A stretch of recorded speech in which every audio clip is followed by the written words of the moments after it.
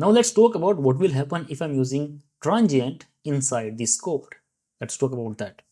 So I'm using the same setup that we have over here, and this time I'll be working with this endpoint. And so I have this method over here is scoped to transient. Let's not use the second one for some time. I'm going to just clean it, comment this line. So this is the method that you have to focus this time, scoped to transient.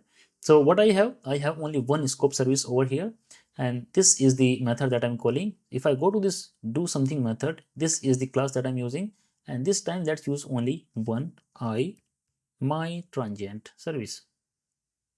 So here I'm writing this my transient service one like this. Now we don't have to use two methods, because first we will start with the first one, and this is my transient service one. But inside this transient service, we are using these singleton services also. Let's just remove for some time.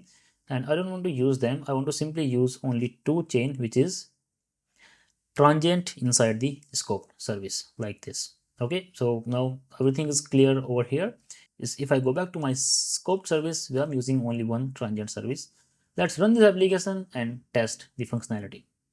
So go back over here, refresh this page, scoped to transient, try it out, execute the button, or simply clear it and click again. See what we are having. So we are having this instance is coming from the transient, and this one is coming from the scoped. How can we say that this is a new instance? Let's test one more time. But the problem is that every time I'm clicking on this execute button, a new instance is getting created for the scoped as well as the transient. So all of them are different IDs. How do I make sure that we are getting the new ID of the transient or not? To test that, let's use this transient two times over here. So here I'm using this to put a comma at this place, and let's add one more method over here. So what I have now inside my scope service, I have this transient service two times. I want to see whether I'm getting same instance or I'm getting the different instance for this transient service. This is going to be very interesting. Let's run this application and see how this is working now. So refreshing the page, transient, scoped to transient, try it out. See how this is working. These two instances are coming from the transient service. But what is the ID? It says 8C, 8B, 88A6. And this is the ID coming from the scoped service. It means for both these transient services, we are getting the different instance.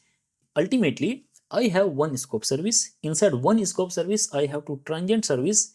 These two transient services are creating their new instance over here. This is very interesting concept. So it means using the transient service inside the scope service is also fine. There is no problem in that.